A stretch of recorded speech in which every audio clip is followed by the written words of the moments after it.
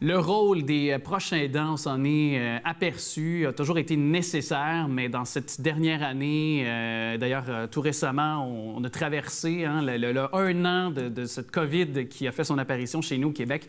Et c'est important de se rappeler justement que ces proches aidants sont encore là, sont là en soutien. Justement pour nos aînés notamment et d'autres aussi qui sont peut-être plus vulnérables dans nos différents centres de soins de santé. Justement, elle est coordonnatrice du service Info Aidant, Mme Julie Bickerstaff, qui est avec nous. Merci d'être avec nous, Mme Bickerstaff.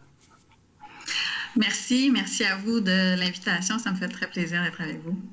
Évidemment, situation qui a été difficile pour autant les services de soins de santé, c'est-à-dire les infirmiers, les services de première ligne, pour les proches aidants également au cours de la dernière année. Je pense que les gens, après 1 an, après 12 mois dans cette COVID, peuvent comprendre un peu le portrait, mais quand même, je trouve ça important de le rappeler que les proches aidants sont toujours là au combat, sont toujours là pour soutenir leurs proches dans la plupart des cas. Est-ce qu'on a un peu, je dirais, abandonné les proches aidants en quelque sorte au cours des derniers mois, ou du moins, on ne les a pas assez bien soutenus?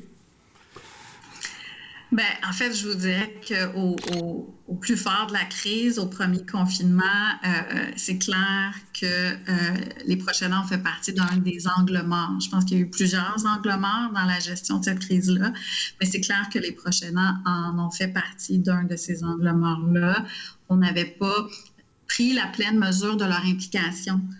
Notamment dans les milieux de vie, dans les milieux d'hébergement, où ils sont là, ils sont présents, ils sont là tous les jours. Ce ne sont pas que des visiteurs. Ils donnent des soins, ils soutiennent.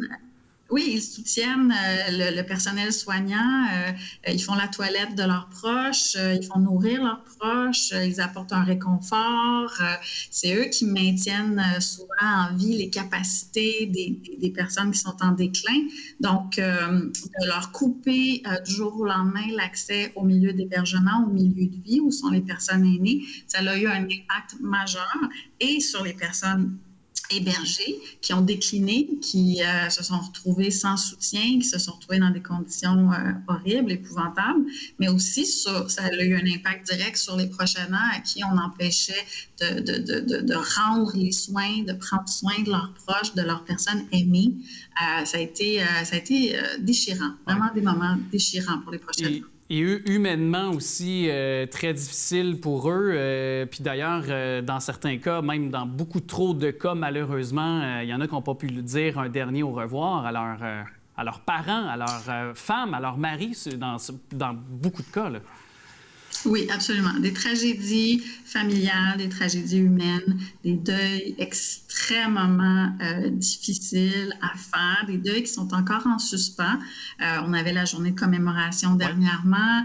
10 000 familles là, au Québec là, ont perdu quelqu'un depuis la pandémie.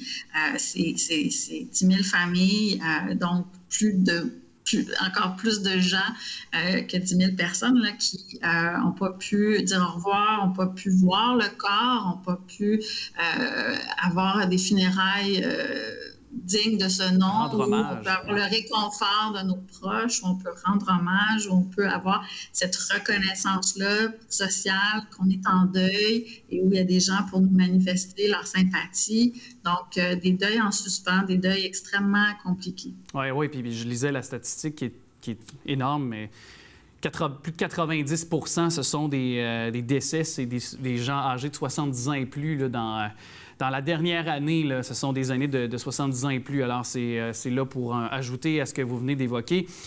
On en est où présentement? Donc, 1 an plus tard, qu'est-ce qu'il reste à faire et on en est où pour les proches aidants?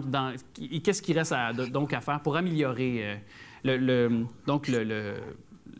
proches aidants, mais aussi améliorer ce qu'ils peuvent faire aussi auprès de leur famille puis des gens qui prennent soin aussi? Bien, tu sais, je vous dirais que la situation n'est pas la même pour un proche aidant qui est à domicile avec une personne en perte d'autonomie. Dans leur cas, l'isolement, le fait de ne pas pouvoir recevoir, des fois, ils vont se priver de recevoir de l'aide à domicile de peur de faire rentrer la COVID, de peur, tu sais, c'est encore présent. Donc, tu sais, de pouvoir offrir du soutien à domicile pour les proches aidants, pouvoir leur offrir du répit en respectant les consignes sanitaires, mais ça, c'est important. Tout l'aspect vaccination, nous, au service info-aidant, dans les dernières semaines, beaucoup de nos appels, c'est des proches aidants qui accompagnent des personnes et qui comprennent pas toujours les consignes sanitaires. Même s'il y a des assouplissements dans certaines régions, ça devient extrêmement compliqué de décortiquer qu'est-ce que j'ai le droit de faire dans la zone orange, qu'est-ce que j'ai pas le droit de faire, parce que moi, je suis en zone rouge, mais mon proche aidé est en zone orange. Est-ce que je peux aller quand même le visiter? Il y a eu beaucoup d'anxiété, d'inquiétude par rapport au couvre-feu. Donc, moi, j'aide mon père à se coucher le soir, à prendre ses médicaments. C'est moi qui vais chez lui le soir pour m'assurer qu'il prenne bien sa médication.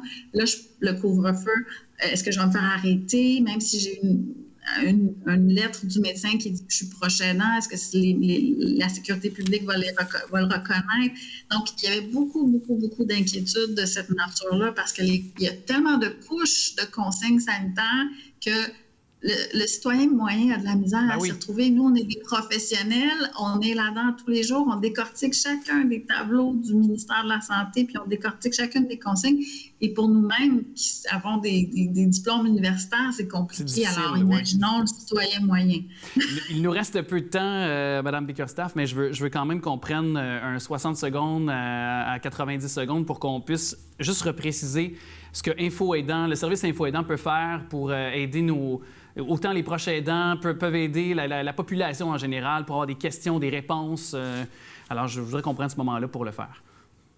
Bien, merci de me donner l'opportunité de le faire. Donc, le service info-aidant, c'est une ligne d'écoute, d'information et de référence qui est spécialisée pour les proches aidants, qui est disponible de 8h à 8h, 7 jours sur 7. Donc, c'est un service qui a une large couverture. On est à la grandeur du Québec et dans le fond, notre équipe, ce sont des professionnels de la relation d'aide. Alors oui, ils peuvent écouter la détresse des gens, ils peuvent les aider justement à comprendre toute cette complexité-là des consignes sanitaires. Ils peuvent les référer vers des ressources dans leur région, près de chez eux, qui peuvent venir les soutenir, leur offrir du répit, du soutien. Donc, c'est vraiment un service spécialisé pour les prochaines. Oui, il y a un service essentiel, j'ajouterais aussi, c'est clair dans mon esprit. Merci beaucoup, Mme Julie Bickerstaff, donc coordonnatrice du service info-aidant. Tous les liens sont au bas de l'écran au moment de se parler. Et on se souhaite le retour avec les vaccins, la lumière au bout du tunnel. J'espère qu'on y est là, en ce moment-là. On se le souhaite tous. Merci beaucoup. Merci à vous.